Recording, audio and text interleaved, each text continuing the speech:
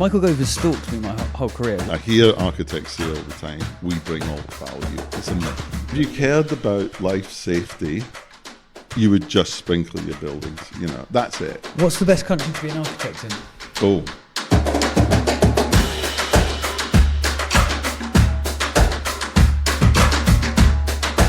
So I'm Gary McLuskey. I'm Global Head of Design for Greystar. Gary, welcome. Great to have you on. Good to be here, guys. Good. Thank you very much for coming. So you're a chartered architect and you're currently Global Design Managing Director at Greystar. What does the career trajectory for you tell us about the changing role of the architect over the past 25, 30 years? Okay, well, that's a big question. So I guess, I got to this position through a kind of very odd route. You know, I mean, I left university, started my own thing with a couple of friends, and then ended up in the sort of 2009 crash, kind of shutting down my office and thinking, what am I going to do next? You know, but when I had my business, I wanted to focus on.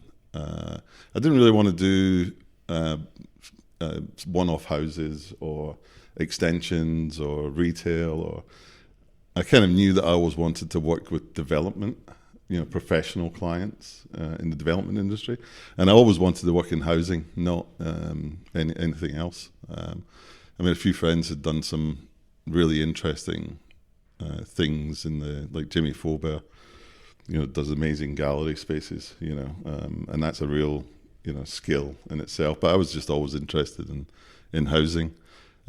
So when I started the practice, I targeted development groups and worked on small scale stuff, but always really interesting or difficult sites.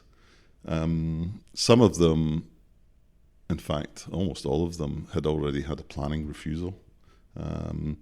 And so I kind of enjoyed that, so the complexity of it, sort of solving those, you know, really difficult architectural problems. So once we kind of built the practice up, and then the 2009 sort of position happened, it was kind of like, well, what's happening? And the only stuff that was happening was like really large scale stuff. So I ended up getting involved with Argent at King's Cross, and I think it was the real estate agents came along and basically said, "Look, we've got these plans from the architects.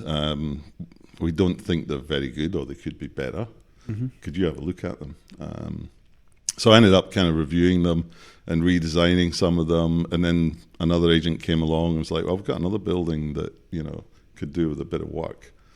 So I ended up in this position from kind of like 2009 to 2015 when Greystar appeared on the scene, of reviewing architects' designs, redesigning them kind of within the constraints of what they'd already got planning for, and you know, producing a kind of new design that worked better, better quality. And then one of the developers I was working with, Greystar, bought 2 towers from them. So they came and the developer said, go see this guy. You know, you've got these 2 towers, you know, he'll be able to help you out in terms of improving them. So I kind of worked with the guy from Greystar, development guy Andy, who's now a really great friend. And we kind of redesigned these towers. At the end of that process, he kind of said to me, look, you know, we're going to be doing lots of this stuff. Why don't you help us out? You know, come and join us. And did they have a in-house design team at the time? No. So you then got to kind of set it up? There was no one. I mean, Greystar was US based. It arrived in the UK. It acquired Nido, a number of other assets. And it was only really starting its development journey in 2015, 2016, you know. And so they asked me to come and look at this project they just bought in Greenford. With consent, or? It had consent for 500 homes, I think. Yeah. And then attached to it was a site that was strategic industrial land. Mm-hmm. and it was in Ealing. And they just bought the site. They said to me, "Look, we need to figure out what to do with the site." And it's 26 acres, I think. And so I basically said to them, "Look, well, you can't have one architect on it." I think there was one architect, HTA. So I suggested we bring in more architects. So we ended up with 5 architects, and we got together with the Ealing Council. And I basically said to Ealing that, "Look, this is a big scheme. I'd like to have a meeting every 2 weeks at the architect's office with the head of planning." So the head of planning and the planning officer came every 2 weeks to HTA's office, and we kind of workshopped for a kind of 6-month period through the design. And we went from, buying the site in the January and 0 to full master plan and full detailed planning application by the June. Nice. And we got the approval the following January. So within 12 wouldn't months. You wouldn't get through that fast anymore, would you? Well, I tell you what the difference was. I was talking to someone yesterday about it. There's a guy, Pat Hayes. I think he's been on the podcast. Yeah. He is transformation. If every council had Pat Hayes or someone like Pat Hayes in the council, stuff would get done. I mean, he was transformative at Ealing. He pulled everyone together. And he drove, change, and drove, supported development positively. That one thing is what kind of, although we were, the architects were all very good and it was great doing the workshop, but, without Pat doing a lot of work in the background, we wouldn't have got to where we got to, it was, but the power of a good planner. Yeah, well, that was... that's the example of the benchmark that I use for where we should be. Yeah. So we should be able to, take a site from scratch, do a detailed planning application, work with the planners up until you do a detailed application within 6 months, and then get an approval for I think that what we're finding at the moment is that over the last year there has been and in fact since the charging scheme changed slightly, where you don't get that free resubmission, there's everybody's attitude is we'd better pre-app this much more, and including the planners, they're wanting 6 or 7 pre-apps for large schemes over the course of 12 months. Yeah. And I think that is a different mentality, and I enjoy it in some ways. I think sometimes previously you would do 1 or 2 pre-apps and you would put a scheme in that maybe had some more tightening up that needed to be done. And I feel like now there's much more emphasis on trying to get the resources of the council paid for upfront before the application is submitted, so that engagement's really happened. And I think that's making a better system, so that once it's in, it doesn't really change, because they can't probably cost less once it's in as well. Yeah, Officer time, you've paid. It's a collaborative exercise, and I think in that 6-month period, it was important to us that the planners were involved at every single stage. Of course. And we demanded that they, come and so on, because we were talking about a scheme that it had 500 units approved, and we submitted a scheme for 2,000 apartments, 100,000 square foot of retail, 100,000 square foot of office, a new school, and a health centre. Yeah. So that was, and that was all, and we had a listed building on the site as well. So that was all done and developed in that 6-month period, and and the architects worked incredibly hard on it. And we had, Hawkins Brown, and HTA, and May, Alex Seeley, was involved in it as well. And so it was, and that for me was a sort of, for me and probably for the guys at Greystar was a sort of a bit of a kind of turning point. It was, I think Greystar sort of saw that and thought, wow, we're doing lots of this kind of stuff all over the place. And so the next kind of call I got is, we've got a scheme in Netherlands that's similar. Can you go have a look at that project? And the planning system's comparable? They're all kind of comparable. You do get a lot of, you get design review panels in the Netherlands the same way that you get design review panels here. There's a similar kind of process. The government's obviously interested in what impacts infrastructure with new development, and so there is a very similar system. But it kind of grew from there, because the next call, I think, was Mexico. So, well, we've got a tower in Mexico. We're trying to figure it out. And ended up flying over to Mexico and having a look at that. And then gradually, as Greystar expanded, I expanded my team, and we started looking at more countries, and it grew to kind of 17 countries. And then all of the sort of systems and processes and lessons that we were learning, the CEO sort of said, why don't you bring some of that back to the US? Because at that point, we hadn't really been dealing with the US. And so the first task we were given on the US stuff was, can we deliver an affordable housing product into the US that we build? And that's what we kind of started that process about 5 years ago.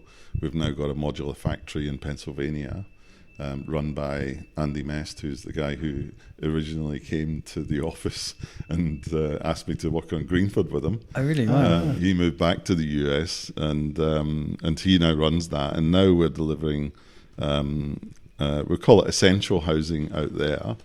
Can't call it essential housing here, because you've already got a company called Essential Living or Essential Housing.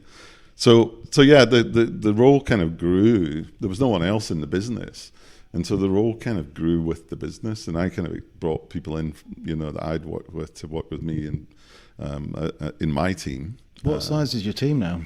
Oh, we're small. We're 4 people report to me. And then we have design directors in a lot of the different countries. Who understand the local kind of nuances. Yeah, I mean, the whole premise that Greystar has is that you go in, you employ local development teams who understand the market. They understand, what is right for the market. Not in-house. So you mean like external consultants, architects? You in-house. Bring them in-house. Okay. You go, you find local people, you bring them in-house, you empower them, you provide them the support, and they build a local business. So that's the kind of mantra, I think, in the US, because in the US, Greystar has, I can't remember how many markets in the US, but we're 254 markets. And a market might be a city or a state or a country, so we have a lot of markets, and each of those US cities is run by a development guy who knows the local market, and it's weird because the US, I think people think it's homogenous, and it's not. I mean, the housing in New York and northern US, northeast coast US is very different to the central regions and very different to the west coast. It's almost as different as European housing. Yeah. Must be fascinating, and I think in some ways you might be better placed than many people to kind of have a perspective about changing regulations in different countries. God, yeah. So, obviously in the UK we're talking a lot about the Building Safety Act, the Building Safety Regulator, and the problem, because you said you got that project through in 12 months. Yeah. Well, now if you did that, you'd then have another 18 months probably trying to get through the gateways. So it's just, I was interested in your reflection on that as a challenge, but also other opportunities out that we can probably do our system better. So I think, that's the amazing thing, is having the exposure to all of those different approaches and markets. And the oddest thing is, like, the market with the least level of restriction in terms of policy is the market that builds the biggest housing. Really? So where's that? Texas. Okay. So it's the least restrictive market, I think, probably globally, in terms of delivering housing, and it's the one that builds the biggest housing. Even apartments, and we're not. A studio apartment in Texas is like 600 square feet. Wow. So the silent hand of the market, if you take away regulation, actually goes bigger, because people. If you're unregulated, you're not. Was there more space there? Why do you think the dynamic? Well, there is an element of kind of everything's bigger than Texas, but there's also an element of the market dynamics finds its own equilibrium. And so I remember, I did Fitzroy Place in town, just off Tottenham Court Road. Yep. And we had a discussion about the size of the units there, and the discussion kind of ended up saying, why don't we do 65 square meter 1-bed apartments? and we did 65 square meter one bed apartments that sold for higher per square foot rates than a 50 square meter apartment locally, or even in the same building. So people were willing to pay a premium because it was a bigger living room, it was a bigger bedroom, a bigger dressing space. So in that end of the market, I was going to say now, scope, if you were to talk to Michael Keaveney, for instance, he would say now those days are gone, right? The cost of construction means that if you're not doing it to the minimum. Well, you're talking about luxury end of the market. Yeah, of course. Luxury end of the market, it's kind of all bets are off, really. Yeah. There's a lot more freedom. We don't spend as much time in the luxury market as we do in the house builder market or the affordable housing. I spent 10 years in social housing, designing social housing for housing associations, and 10 years doing for sale housing. In all across London with Bartley Homes and Canary Wharf Group and all of those guys. In the last 10 years in rental housing, and that 10 years of for sale housing, there was a lot of that housing was never going to be lived in. It was an investment property, and it was going to stay an investment property. So, in terms of like it being the least regulated as well, though, in Texas. So, do you think that what's your view as a global thing of the impact of the BSA? And it's interesting. Here's a thing that I find really fascinating is, so we have the London Housing Design Standards, where the minimum apartment size is 37 square meters. And now you have the new co-living standards, where I think the minimum apartment size is 18. So now you're in a situation where, and it's not an age thing, it's not like you're dealing with students, anyone can live in that 18 square meter apartment. So now we're in a position where we're kind of saying the people who can afford that 18 square meter apartment are not allowed to live in a normal conventional community, because they can't afford the 37 square meter apartment, and we can't put an 18 square meter apartment into that conventional community. I don't know that the people are allowed or not allowed. Like, I think, again, it's free market, right? And so I think there's two interesting things about co-living. One, there's a bifurcation in the market between people that are going to be doing the minimum and people that are opting to do larger units.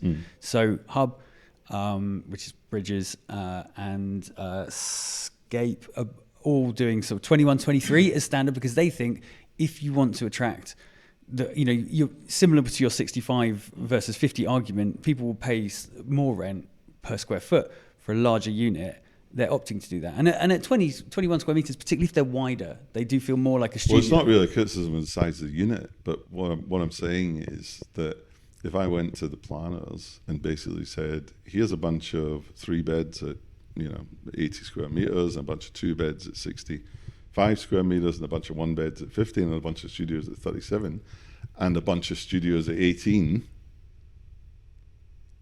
where do we stand with that right now? Because the co-living standard is different to the London Housing Design Standard. So I haven't seen anybody mix those together and basically say 10% of our apartments are going to be 18 square meters or 20 or 25. Okay, you're seeing this almost as different products completely. Yeah. Well, they are mixed on different policies. In single, in single applications they are now. So, for example, in Southwark, the preference there is that you deliver your affordable housing as C3. So a co-living scheme of, say, 300 beds needs to provide whatever, I can't do the maths, X amount of C3 units. Lots of boroughs. But as an example, I just saw an application recently that was exactly that.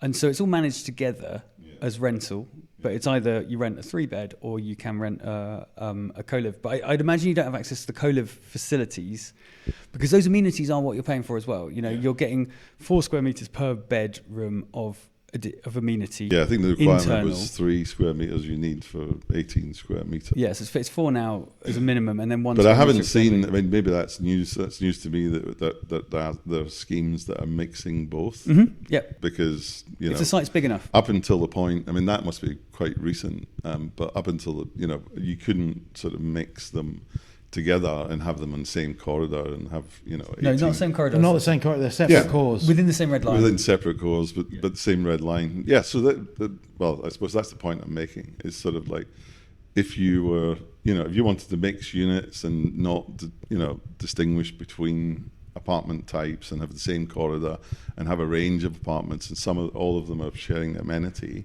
there is still that. I think they do that in the States. I think in the States they do have. Oh yeah, they do have these mixed blocks. It's true though. It's a very good point. I mean, I think it is a policy thing because it isn't. I'm talking about UK because it's the use class, because you can't switch between. So one is SUI and one is C3. So you can't have a block that is two things. So I think that's the reason. That's the fundamental schism, I think, that exists right now.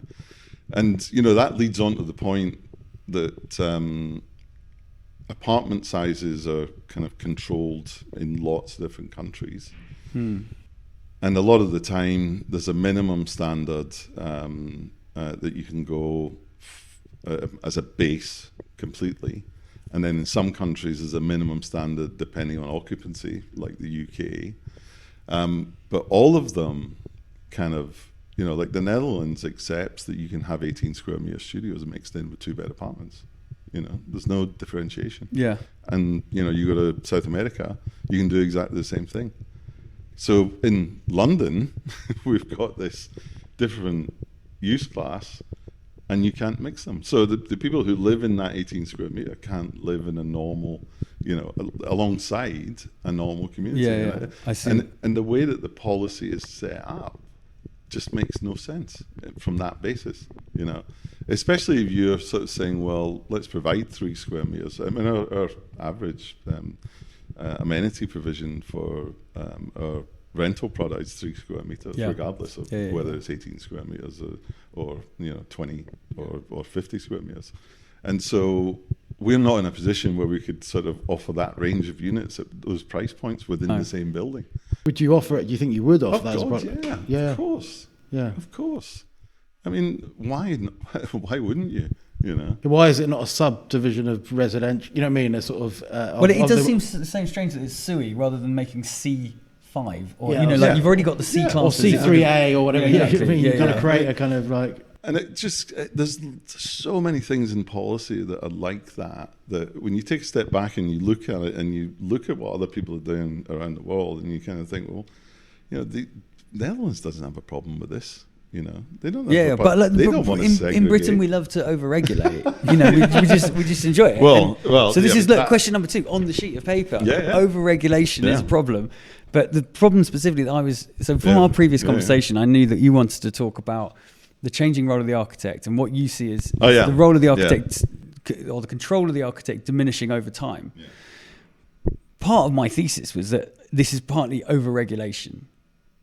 Because it's just so, buildings are so regulated with so many different requirements that it is actually impossible for us to know enough about each of these specific regulations, be it biodiversity or fire safety or whatever. These are specialist topics because the regulations require very specialist answers.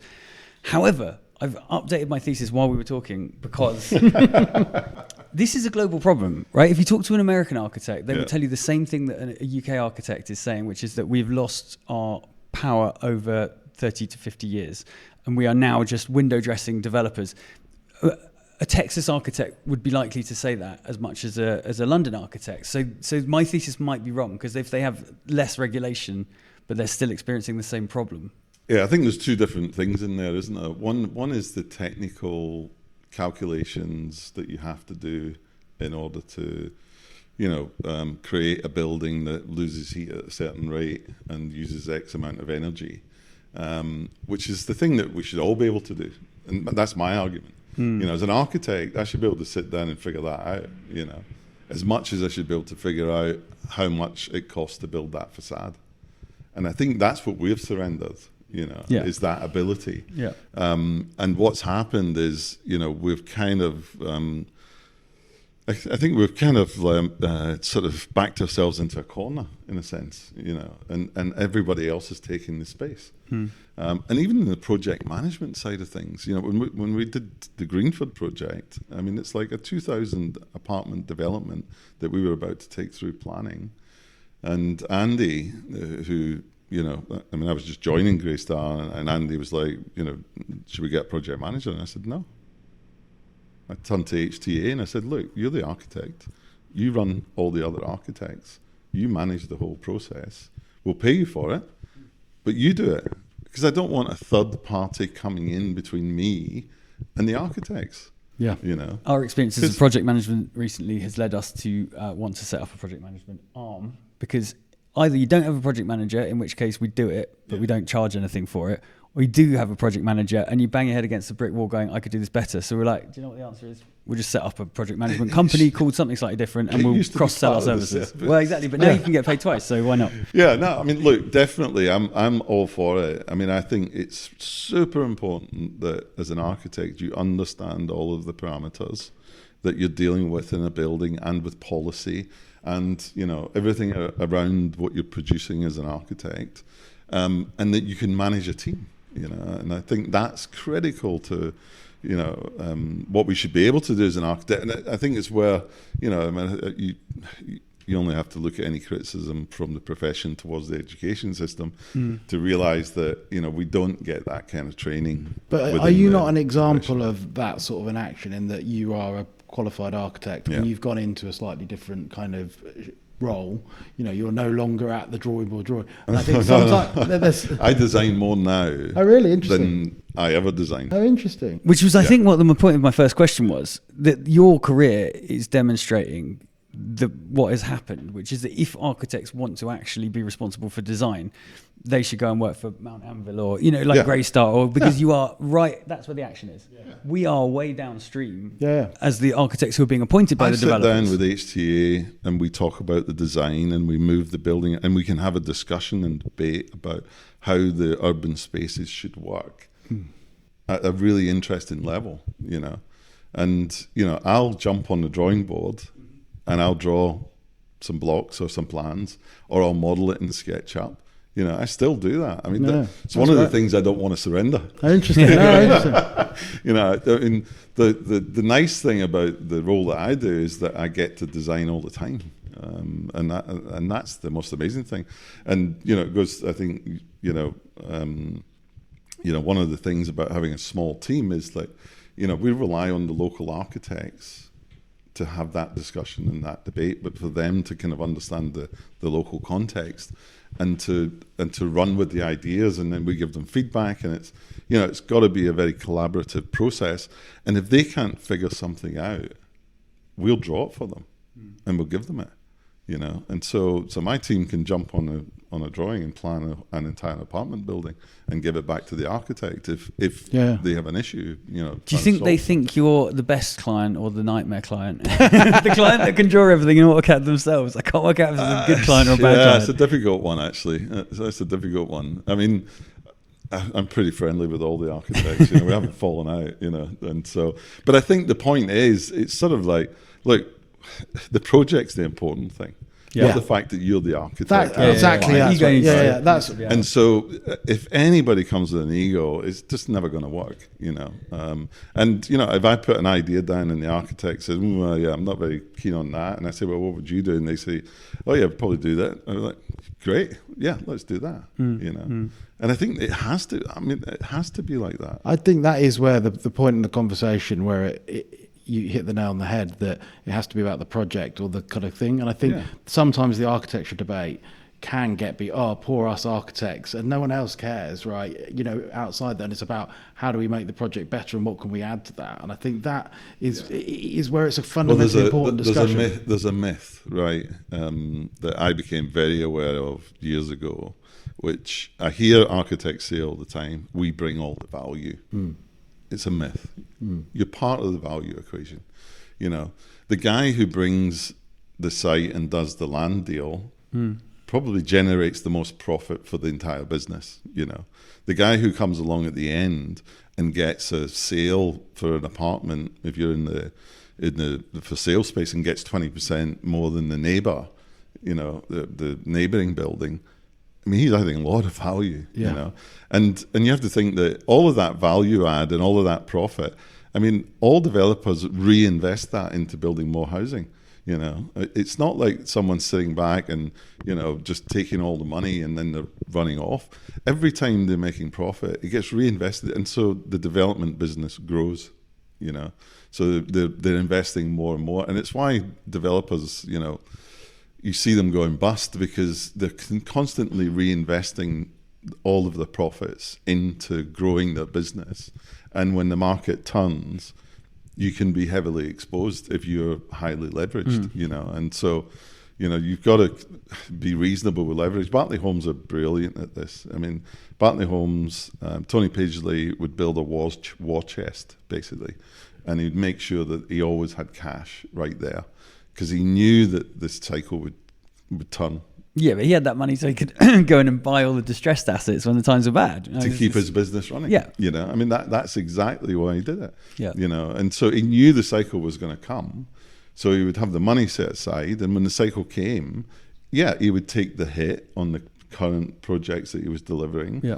But he would then move in and buy at a cheaper, land at a cheaper rate. And, a lot of developers don't have that luxury because they have to reinvest all the time. But, they've done it's one of the few developers that's kind of weathered a lot of storms, Where are we now in a sort of cycle? It's odd. It's like economically we're relatively flatlining, I would say. But some of the headwinds around the industry have become more challenging. So, we've got a lot of regulation, and we've got the fewest starts on site since 2013 or something like that. So it's challenging. 2009, I think.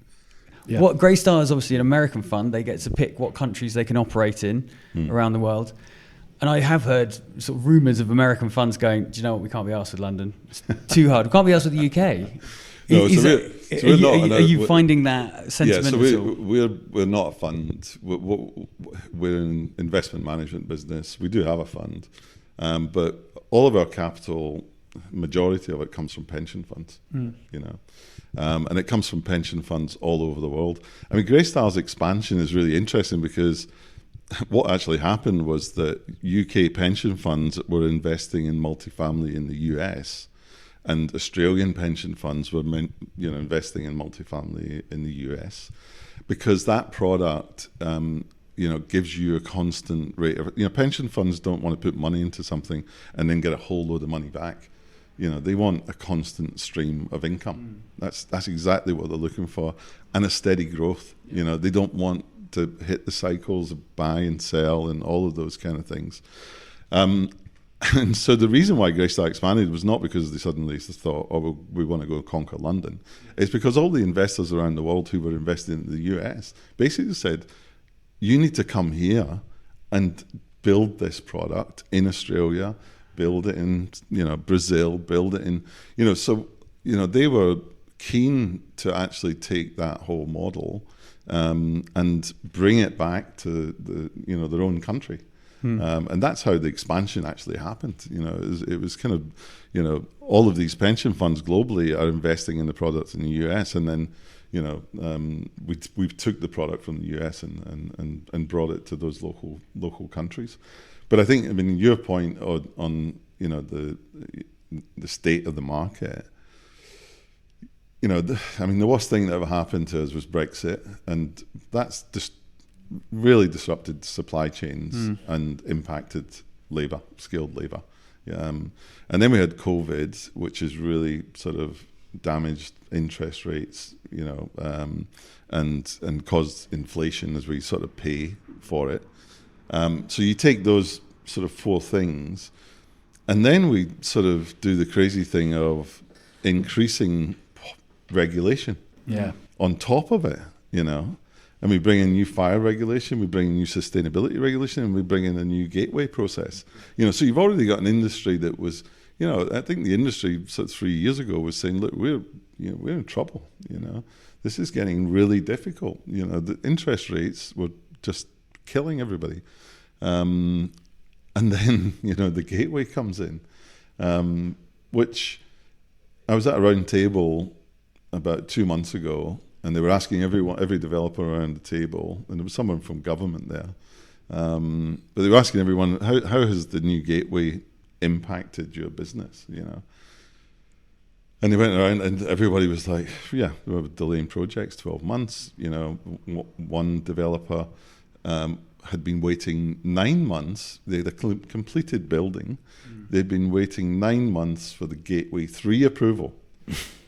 And the regulator had stopped returning their calls, and they just didn't know where to go, who to speak to, you know. And then it came to me, and I basically said, no, it has no impact at all, you know, no impact on us at all, because we're just not going to build over 18 meters again. That's it. Right, yeah. That's the end. I mean, and that's what's happened. That's crazy for Greystar to be saying that. Yeah, I mean, what's the tallest building you guys have? The stuff in Croydon is 40, 50. 40, Yeah. 45. For you guys to be taking off, and it's not just 30 odd stories. A good friend of mine is a development director at one of the biggest house builders in London. I won't say the name, but they're basically going back in and redesigning all the schemes to get them below 18 meters. We've done it on a couple, yeah. I mean, we've seen it, yeah. I mean, that's the impact of it. And so who loses in that scenario? Well, actually, the delivery of housing loses, you know. Yeah. The developers don't lose. I mean, it's like, well, we'll just buy land, and the land's going to be priced as though it's, you know, below 18 meters. And we'll invest in that, and we'll build that housing. But the opportunity to increase density in the cities is destroyed. It also creates a kind of weird stratification of height, because I think you're going to get a lot of, you know, just below 18 meters, and then you can then only go 20 stories or whatever. A lot of people are saying that, but we are probably doing maybe the world's only 7-story gateway. That's a bit of a hit. We're doing a couple. Actually, we're going to do a couple where it's just the ones you can still have one stair and do 7 stories, but you are in the gateways, and we're doing 3 of those where, like, it is still worth doing that extra story. Well, the hilarious thing is, you know, obviously. There was a post on LinkedIn by someone involved in the regulator, and they basically said, "Oh well, the industry should go away and figure out what information needs to be presented to the regulator." Yeah, it was the deputy chair of the I can't remember what the exact term is, but he was the second. He was the second in charge. Yeah, and so you bring in new regulation. And after you've brought it in, you ask the industry to go figure out how to answer the question. I mean, it's like being in a Monty Python sketch. It was crazy. I mean, he will be gone. I keep thinking of the Monty Python sketch of the Ministry of Silly Walks. You know, I mean, that's what gets me. It's like, how could it get to this point? You know, without anybody having any oversight. I mean, the weird thing is, look, I worked in designing social housing in Scotland for 10 years. We have building warrants. Yeah, building your regs control. are great. Your regs do the same thing much better. Yeah. And the one thing, when I moved to England and started work, I found it really weird that you could start on site without all of the detailed information that you would submit for a building warrant. But in Scotland, design build as a delivery method just isn't that popular, because you've got to really produce all the information, and sometimes you produce a bill of quantities, and then you get it priced in a competitive tender. And what I found really interesting with England was that actually buildings are getting built way faster than they take in Scotland, because you don't have to go through the process. Because with design build, you can take the design to a certain point, and you can be, you know, a reasonably good idea of your costs, and you can be starting in the ground as you're still resolving the details. Once you've appointed the contractor and the contractor takes on the detailed design, you can be in the ground building as you're resolving the final details. And that, to me, was like, wow, yeah, that's a really interesting way of delivering construction much faster, you know. And actually, you know, you're bringing in the experts who are the construction guys to advise on the detailed elements of it, you know. And so, you know, the design build system in England is kind of unique. And that's totally destroyed, because now you've got to, you know, if you appoint a contractor and they do some of the detailed design and you take it through the process, and then the contractor or the architects are submitting something, then they've got to sit for 3 months, 6 months, 2 years, a year. It's interesting, because I was talking to some contractors about this, and they were saying, yeah, it's for them 2 stages sort of quite good, because they're tied in. You know, they're doing this first stage of work because they're bringing in their supply chain to do all of the technical design detailing that you need for the BSA submission. And the contractors are getting paid a little bit for it, but nothing. But then they're locked in and they're just waiting, and they've got all the site guys doing absolutely nothing. There's this real problem that there's going to be a new wave of contractors all going bust at some point this year. Whoever came up with this system had no idea about how the industry actually works. No. I mean, it's like classic Michael Gove. Michael Gove has stalked me my whole career. We used to design schools at Archetype. He became the education secretary, destroyed the way schools were procured, blamed the architects for schools being overrunning when the BSF program was totally stupid, and it wasn't had nothing to do with architects. So he kind of destroyed. So we were like, oh God, time to leave, right? Because he was like, we can just have this one school design that will roll out for the whole industry. And so we were like, we'll go and set up a practice that focuses mainly on residential-led stuff. And then he followed us, and he was the housing minister and did all this stupid stuff. I mean, look, it's a very tough thing to talk about, but when you really boil it down, this whole thing was brought in because of Grenfell, and I look at every single aspect of what the regulations are doing, and you just have to ask yourself a simple question: would that have saved the people in that building? Mm-hmm. And the reality is, none of it would have.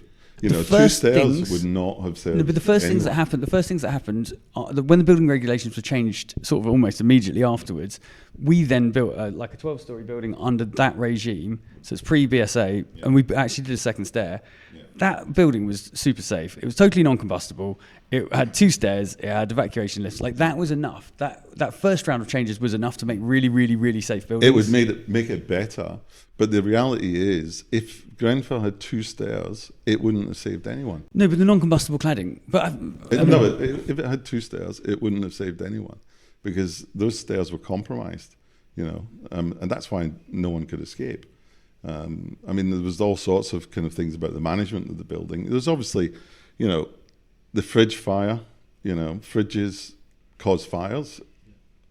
How can that even be allowed to happen? If your fridge breaks, you want it to just stop working. You don't want it to generate a fire. What action's been taken on that? None. Yeah. No action at all. Yeah. Why is Kingspan the enemy and not whoever made the fridge? So the fridge fire started the fire. You've got a cladding system that was a fuse basically. Yeah. A fuse going up the building, and the biggest problem was the lack of inspection, the quality of the work by the contractors on site, and the lack of inspection. I disagree. I think the real problem for me, the fraudulent action, the criminal action, was the testing of that product to be certified. Yeah. So the architect. So you got the fridge, you got the product. So that product had a BBA certificate for applications on buildings over 18 meters. And that, for me, I'd always said to people in our office, as long as it's got a BBA certificate, you're like, that it's being tested. The fact that the fire stopping around the windows wasn't installed properly so that the fire could actually go in and out of the apartments. I mean, that's bad, but probably quite common. I think fraudulently testing. But the point is, fudging a test is like a criminal. Those people should all be in jail. But that's an inspection. Oh yeah, I mean, I totally agree. Look, the fire, the fridge, the facade, but the inspection piece is the piece that really let everybody down. I mean, that facade could have gone up on fire if those flames had not got into those apartments, or given people the time to get out, or not compromised the staircase. So there's kind of levels of culpability and levels of things that have gone wrong. And I look at the Building Safety Act and I look at this gateway process, and I think, what one of these things would have saved those people? Have you seen the comments that are coming back from the regulator on what they are commenting on, what they're rejecting things for? There's a redacted rejection letter that I've got. Oh, yeah. Very little to do with fire safety. Yeah. It's like, your bending schedule for your rebar's not got enough detail on it. And you're like, well, that's not going to have saved anybody in Grenfell. Like, it's every part of the discipline of the, building regs, A, B, C, D, all the way down to whatever letter they finish on, has input a load of stuff. None of it is, only part B is really to do with fire safety. So a lot of the reasons for rejection are nothing to do with fire. Well, I mean, the other crazy thing as well is that I was hearing, and I'm not heavily involved in the submissions for the Building Safety Act, but I mean, when I speak to the architects that we work with, they're like, well, we don't know what they're looking for, and they can't tell us what they're looking for. And then you're in a situation where you don't know what to submit, and you're either over-submitting stuff or you're under-submitting stuff, and there's no feedback when it's rejected to tell you what you haven't submitted. And then, the worst thing, I think, is like, we were looking at a scheme, and two issues. we had designed a scheme. It's in the gateway process right now, and we were looking at the ground floor, and we thought, maybe we want to move that wall for the retail unit to give ourselves a bit more amenity space. It's like, no, that's a whole new application to the gateway. It's insane, isn't it? I mean, that is madness. Yeah, it is madness. You couldn't, as I say, I mean, it's like being in a Monty Python sketch. I mean, it's just, and, you know, people are like, well, why is the industry ground to a halt, you know? I mean, it's nuts. And so, you know, the whole regulation thing is something that, you know, I've got this kind of dream that AI is going to help us, you know, that actually AI is going to come in. Funny you say that. Yeah, so I think that you're right, because actually a lot of that stuff, having gone through, you know, we're doing our first Gateway 2 application, and I do think that AI will be able to help with it, because a lot of it is just, it's a narrative, it's writing a narrative. You can get a large language model to help you with that, help you with the analysis of the building, and help you with the document information flow. Like, to get a golden thread, it's all about information handling, and I do think that there is technology that will come quite quickly, as long as everybody thinks that these rules are here to stay. And my gut feeling is these rules are the Building Safety Act is so unfit for purpose in terms of the regime around it, that it probably isn't going to last this Parliament.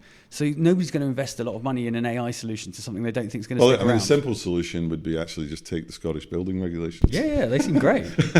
That would have been easier, wouldn't it? Because that's what I do, like, you know, contradicting you slightly, I do think that if you look at, compared to pre-BSA, all of that, the level of scrutiny on terms of the products that you use and everything else, and it does make buildings more safer. But at such an overly complicated, bureaucratic, kind of hectic route that means that, you know, major developers and people can't deliver.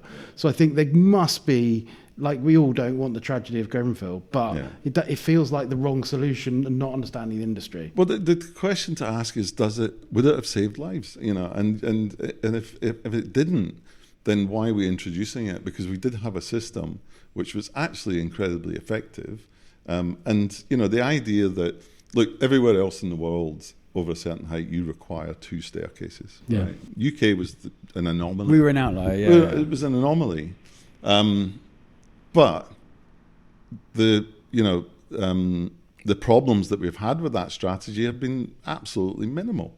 And so the interesting thing is that, and I'll go back to kind of like the US, every building in the US that's a housing building has to be sprinkled, right? Yeah. And when we expanded out of the US, we made it a mandate, regardless of whether locally you require sprinklers, every building Greystar develops internationally needs to be sprinkled. Rather if it's 3 stories or it's 50 stories, doesn't matter, right? And I asked myself this question: if that building was sprinkled, would people have survived? And the answer is yes. You know, no one has died in a and I say this, but you know, no one has died in a sprinkled building. And investors are really interested in not saving the building, but interested in not having the death of someone on their conscience. You know? I mean, and that's what drives it. Well, and it saves the building as well. Well, additional benefit. It can save the building. It can save the building, and you have to imagine that. You know, we're talking about a cladding system that, you know, hid the fire. Yeah. And then you look at the US, and you know, 90% of the buildings are timber. You know, 90% of them are timber clad, and you can go up 6. They call it 5/1. In the US, you can go 5 stories of timber over 1 level of concrete, like retail, let's say on the ground floor, and you go 5. And in fact, you can actually do a 5/2. So we're doing it. We're doing the same. Go 7 stories. We're doing the same timber, in but timber external cladding if you want. We're not doing that. Yeah. That's illegal. But we are trying to do timber building 5/1, I suppose you'd call it. But we can't do timber in the walls, so you have to have all of your structure inbound of the external wall. If you cared about life safety, you would just sprinkle your buildings. You know, that's it. You know, and everything else much easier to deal with. You know, and so if the building regs, forget about the Building Safety Act. If the building regs had been altered, saying that you need to retrofit sprinklers in your buildings, and you need to, you know, all new buildings need sprinklers to give the optimum safety level, that would have been it. That would have been it. And we already do that, you know. I mean, all of our buildings are sprinkled. And that's kind of like when you're looking internationally and you're kind of looking around the world and you're thinking, could we learn lessons from people around the world? Well, there's a really simple one. You've got a country that builds everything in timber who realized actually, well, we should probably sprinkler it, and then it allows us to do stuff in timber, you know. Interesting. And that saves people's lives. So that brings me on to another question, actually. As a design, you are kind of the lead designer, and I suppose there's certain things that you want to apply to all your buildings, be they in Mexico or the UK. How do you deal with that sort of, I suppose, cultural difference? That sensitivity. You're trying to build communities in different places, which have totally different ideas of community. How much can you kind of centrally standardize and apply, and how much do you have to really listen to the architects on the ground saying, actually, no, in this place we do it slightly differently? Yeah. Well, there's a number of ways of thinking about it, because if you think about it, hotel operators, don't change the shape of the bed or the bathroom or whatever it is because they're in Mexico City, and they don't make because they're in Mexico, they make the hotel rooms bigger, We're all the same rough shape and size. We all need the same types of things. We all need to wash, we all need to cook, we all need to clean. You do get differences on the type of cooking appliances. You get minor differences on the size of beds. Like the Netherlands, they're ridiculously tall. Unbelievable. I'm not short, but you go to the Netherlands, you feel short. But I'm joking when I talk about that. But we all need the same kind of things. And fundamentally, when you strip it all down, we're just looking for shelter. And we want somewhere that's comfortable, where we can keep our things, where we can hang out with our friends, where we can, bring up children if we want to bring up children. And so there's sort of fundamental things that are just common across the board, And then you get sort of little nuances within that, but they're not big enough to kind of reinvent how you might design apartments, And I'm talking specifically about apartments now. And then it comes to the whole community piece. And I think what's really interesting is you want to really tap into any cultural differences there, because we always try and make our, community piece unique in a sense.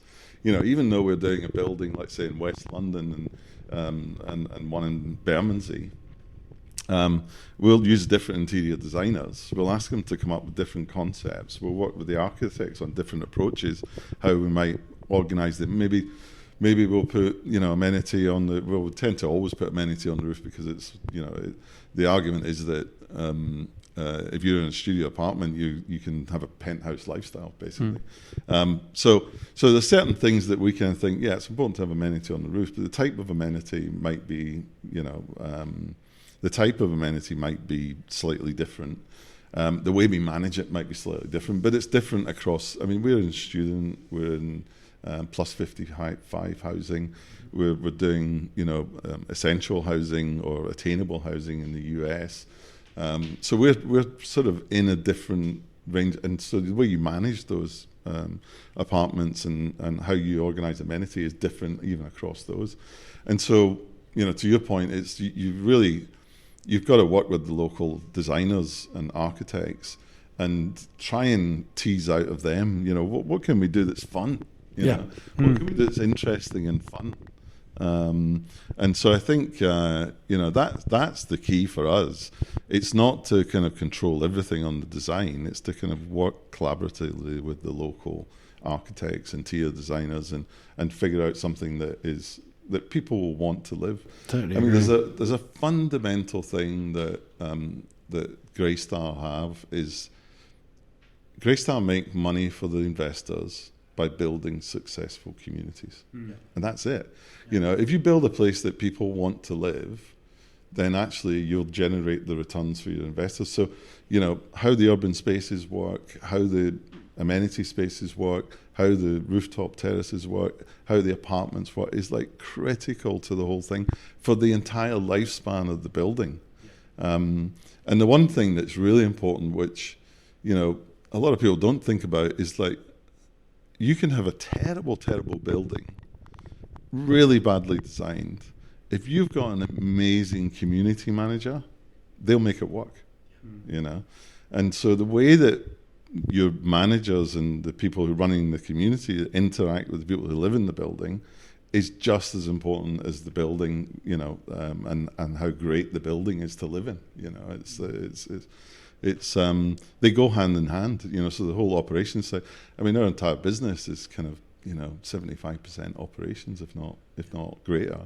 And there's a whole career path from starting working, dealing with people, and moving up through that sort of management system. And do you have that? Is that like vertically integrated in Greystar, Yeah, or yeah. you don't So use external managers? Development, design, construction in the US, and operations. You know, so it's an entire business, and I think that's an amazing kind of strength, because you're constantly spending time with each other and learning different things, and you know, and integrating it. And I mean, we've got 2 million residents probably by now. We have a whole research team who poll those residents, gather information, Fascinating, feed that to us. We've probably got more data. When we were doing Greenford, we were like, we've got more data on how people want to live than probably anybody. than even any individual governments and Yeah. everything else. No, because maybe they've you know, collected it all. But yeah, and having that access to the data and the feedback is like so important. So informative. And do you think, you know, with the changes that are happening, the kind of new digital tools that we're going to get, do you see the sort of the changes of how designers, developers progress? Do you think that's going to influence the role of the architect, the way developers operate in terms of the kind of the tools that are coming onto the market? Well, I think what's really interesting is the whole ability to gather data and then interpret it. You know, because it's always been very difficult to gather a ton of data, and then you've got a bunch of people just trying to wade through it to organize it and figure out what useful information we can get out of it. And that's where sort of the technology starts to come in, you know, to be able to sift that data and bring the stuff that's really important through. And then that sort of feeds through to, you know, what we write as briefs for our designers and our architects, and you know, and then we get a feedback loop, basically. You know, That's amazing, because I remember 10 years ago we did a post-occupancy research, government funded, but you get so much data, and at that point there wasn't the AI tools, and actually to interpret what all these are and all the variables was just like, it's very difficult, and I actually realised it was quite hard. But I think now, you know, are you gathering large amounts of data then? Oh yeah. And now we've got we've got a whole research team who just poll our residents all the time, you know, and you know, in different cohorts, different cities, you know, they'll spend time interviewing, you know, gathering data. And they're constantly doing that and then producing reports for us and giving us some guidance. I think it's interesting because architects, you tend to go off, like there's in our country there's so much regulation, you basically don't have much scope to do anything that's a variation from, you know, where's your innovation? Well, you can't, because you know, your flat plans are laid out. But if you are going to try and push for change, what you don't want is architects to be going off their instinct, right? Because I think that regulation exists because possibly some of our theories have been wrong about how people want to use buildings. So, but if you have data, then you can. You know, that's where you can have innovation that actually changes things in a positive way. Absolutely. I mean, when we did Greenford, I had to go present to the GLA with HTA, and Colin Wilson was the head of the GLA at the time. And we identified, I think, 11 policy points that we wanted to break in the GLA guidance. You know, things like maximum number of units per core, everybody having a balcony. I'm trying to remember the sort of length of corridors, how you calculate amenity floor area. There was 11 policy points that we actually wanted to break, and we did this presentation to the GLA, and basically, and Colin Wilson was there. Everyone at the table was like, no, you've got to be on policy. You've got to be on policy. And so we went away and said, right, we're not giving up. So we reworked it again. We took what they said, we went back with the data, and we said, look, this is how people want to live, you know. And we explained, you know, how it would work, and you know, the idea that, you know, if you do a building if you do a normal urban block, you've got 4 cores, 1 in each corner. They don't interconnect. But if I put an entrance to that urban block in one location and an amenity on the roof, So what do I say to the residents in Ackroyd, you got to leave the building, go around the block, go in the entrance and go up to the roof, or we'll connect those two corridors together, and you can walk from there to the lift and go up to the roof. And so anyway, we went back in and still breaking 11 policy points, and then they were like, no, don't, we're not happy with it. So I lived down in Balham, and I was walking down the street one day, and there's a building called Duquesne Court. And I looked at it and I thought, God, this looks like sort of the way the Americans do multifamily housing. So I wandered in, and there was a concierge at the ground floor, a nice big entrance space, and I spoke to the concierge. And I was like, any chance you could tell me a little bit about the building? Blah, blah. It turns out Delancey on it. And I dug out the plans. It's got 670 units, single entry. It has, I think, about 100 units per floor, all with interconnecting corridors. It's got unit sizes from sort of 15 square meters up to 70 square meters, a whole range of unit sizes. How did it get planning? It was built in 1937, before the planning system even emerged, by institutional capital as a rental product with amenity on the roof. It's like a time machine. So I basically went back to the GLA, and I got HTA to sort of get the photographs, get the plans, all the rest of it. And I just said to them, I said, look, here's a building built in 1937 that breaks all of these policy points that we want to break, and it's been successful as a rental product for the last almost 100 years. How do you feel about that? And you get plenty of buildings that are policy compliant. Well, also, there's two things. One, it's very hard to get any scheme that complies with every policy, particularly now. So you're always going to break some. Yeah. But you can have a building that complies with every policy possible and is a shit place to live. Oh, yeah. Like it's way easy. Yeah, I mean, if I was doing a for sale building, I'm quite happy with 12 units per core. You know, I mean, that scale of building is fine. But when you're doing a building that's got common amenity space, and you want people to leave their apartment and walk, get to the amenity space or the entrance or the team straight away. So the fascinating thing was we presented that. We went around the table, and I think everybody at the table was kind of sitting there going, that's difficult, And in the end, they said, okay, yeah, you can do it. And then they issued new policy guidance for build to rent. I mean, literally. Oh, so you're the ones that changed it. Yeah, okay, fine. So a couple of months after that, we use that quite a lot. They issued the new policy guidance, because in the end it was sort of, we were saying to them, here's a successful building. I think part of the problem was they had it in their head that this was some American business model coming in, and it was going to tell the UK what to do.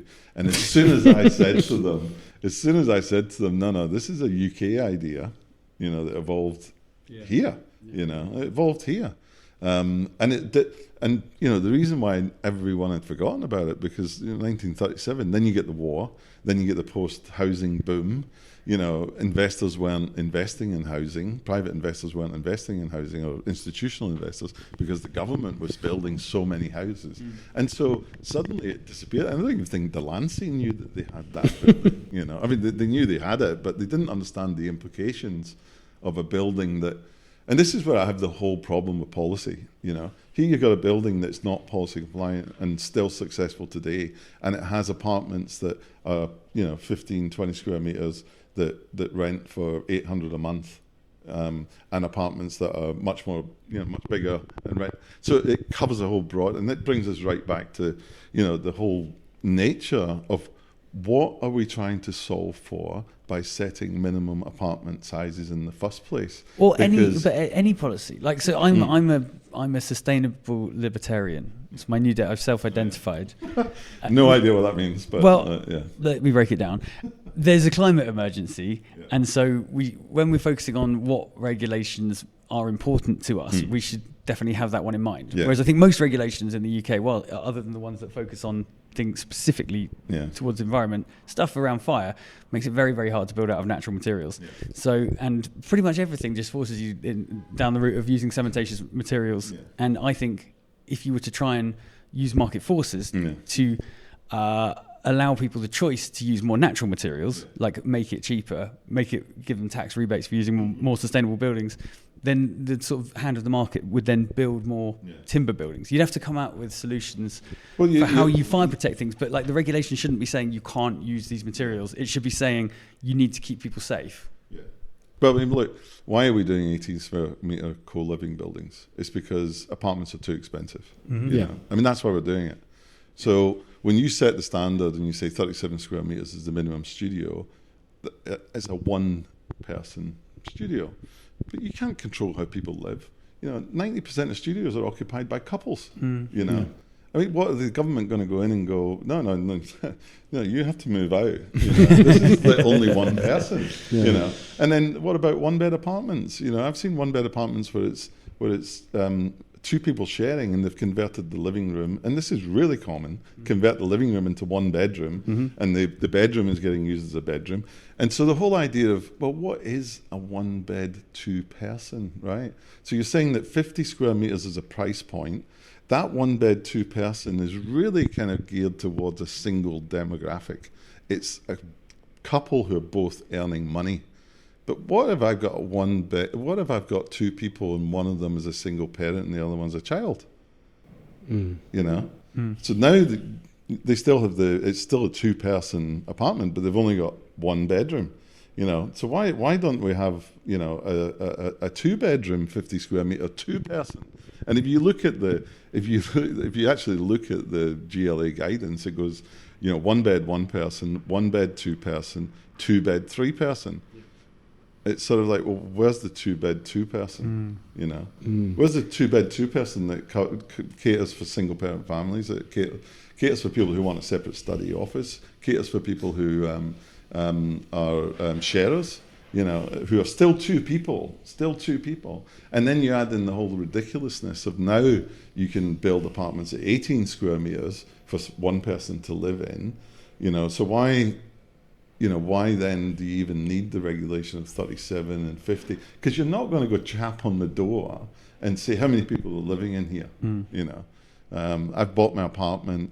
You know, I've got friends coming over. They just crash. I mean, when I first moved to London, I had 4 people every week sleeping in my living room from university because they needed somewhere to stay. You know, and so what are we trying to control for by setting these minimums? You know, and I think that's where there's a bit of a rethink needs to happen, especially on the affordability side of things, because, you know, as I said, in the Netherlands, they don't make a distinction. You know, you can do smaller apartments, larger apartments, and it's kind of price point driven. I mean, they have a point system there, you know, which is slightly different to how we do it. So if you've got a kitchen at a certain size, you can charge X amount of rent on the social side of things, and if it's slightly bigger, you can charge a bit more. You know, there's a whole kind of point system. So that, you know, these kind of things are the things that I find, you know, sort of really odd when you're looking at globally across and trying to figure out, well, you know, what are the regulations really trying to solve for, you know, and do they make sense? Because it becomes really transparent when you're looking at regulation, let's say in Chile, and you're comparing it to the UK, and you're sort of like, well, actually, that makes total sense, you know. Where's it best? Is Chile the best? Yeah, where's where the best? Well, I mean, Chile is probably the place that has some of the best small apartments, you know. So they've got like 45 square meter 2-bed apartments that, you know, have 2 bathrooms, you know. They don't put a lot of emphasis on kitchen size, just because of the way that they cook, you know, and the appliances that they use. And so, you know, Chile has a whole kind of range. And again, it's all about how much you're willing to pay. They've got 2-bed apartments that are 80 square meters, and they've got 2-bed apartments that are 45 square meters. They live it. And the market, you know, people pay for what they want. And so if you got a couple sharing, you know, then they're like, oh yeah, no, we're going to rent that for, and they earn some money, and they, you know, make a bit more money every year. Then they can rent a 70 square meter 2-bed, and then you know, and so there's a whole kind of, this whole thing needs to be kind of rethought, I think. What's the best country to be an architect in? Oh, where have they still got design freedom? Oh God, yeah. I mean, look, I've been an architect in the UK for a very long time, so I mean, I like the UK. You think the UK? Yeah, I mean, look, I mean, you can have a lot of freedom in certain regions that don't kind of have policy. But I think I said at the beginning when we were talking about when I set up my practice, I deliberately chased the projects that were really difficult. The planning, the ones that had the planning refusals, because it's sort of like, we talk about regulation. Maybe you rethink regulation, but if you look at staircases, the most regulated thing in the world, and you look at the number of designs and how many interesting staircases there are, but the guidelines are identical, for what you've got to provide. The kind of, working within some level of restriction, I think is... constraints are but positive. look, I mean, it's great working across all of these different countries, Final question. What advice would you give to young architects as to how they remain influential within this sort of blancmange of regulation and erosion of responsibility? Well, I think, I'm when I graduated... I mean younger than us, by the way. I don't mean us. I don't consider myself to be young. Well, I still think of myself as being architect. So, but it's tricky. I mean, when I studied architecture at Glasgow School of Art, and it was I think it's one of the only architecture Bachelor of Architecture courses. It's not a Bachelor of Arts, it's not a Bachelor of Science, it's a Bachelor of Architecture. Right. Heavily kind of history orientated, technically orientated, and had some amazing tutors. We didn't have computers. What's amazed me in the last kind of 15 years is when I see, young people coming out of university and the skill sets they've got with things like Grasshopper and, all of these kind of much more technical things, algorithmically driven processes that you can create. I think that's kind of like a really interesting progression from where we used to be. And I think, that's going to evolve really quickly. I mean, we're working with a company called Giraffe, who basically New South Wales government wanted to coordinate their entire region.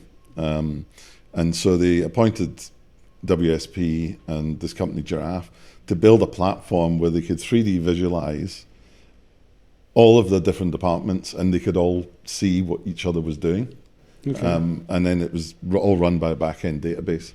And then they've now kind of developed that into this kind of, you can model a very simple building, kind of like SketchUp, but it grabs all the data and you can apply parameters to it.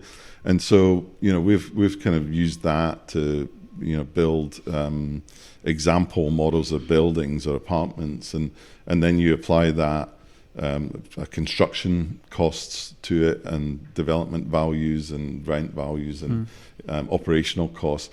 And as you're drawing the model, it's updating everything right there and then. Now, something that would have taken a month. Live. It's live. Yeah, live. So something that would have taken a month to go back and forward with the architect and collect the data and everything else is happening right there. So we're able to kind of underwrite a deal in a couple of hours. Rather than a month. So is your advice to young architects then to learn the technology or to understand where the value lies? Because I think both are important, right? Well, I think there's definitely an element of become as well-rounded as you possibly can. When I set up my practice and left university, the first thing I did, I knew I wanted to work in private development. I knew I wanted to work in housing. So I went and figured out, how do you underwrite a deal? How does a developer think? All right. I mean, because as an architect, the first thing you got to do is understand your client. Yeah. So if you want to work in housing, you need to understand what the cost of a window is, the cost of a wall. You need to understand what the value of things are, and you really need to understand it as well as the client that you're working with, And I think that's where, becoming a much more rounded architect is where we all have to go. I mean, the thing I find is fascinating. I mean, I did an exercise the other week there looking at what documents do you need to submit for planning? And then I ran through ChatGPT. I created a GPT for each of those documents and got the GPT to produce those documents. So like the sustainability report, gave it some examples. I understand the calculations, and if I didn't understand the calculation, I would ask the GPT, so what are the calculations that are needed for this exercise? I think that's where the power is going to come for architects, because in the end, the fundamental thing I believe, when you strip everything away, the only consultant that would be left standing is the consultant who's telling the story. Yeah, curating it. It's the narrator. Yeah. And if you think of the architects as a narrator, the ability, all of these tools are going to be the things that replace the quantity surveyors, the service engineers, the structural engineers, and are going to give more power to the architects to be able to kind of turn around and say, okay, GPT, here's my building. What's my performance like on this, and what's my performance like on that, and can we adapt this and change this? And so I think the only person left standing is the architect. And that's where I think if you become a much more rounded architect and you understand all of these things, then that dialogue you're going to be having is with the GPTs, And if you understand the responses, then that's, important. Perfect. Thank you. That was an amazing point to end on. That was a really great. good last topic. And thank you so much for coming in. Yeah, look, great to meet you guys. It was great. Really enjoyed it.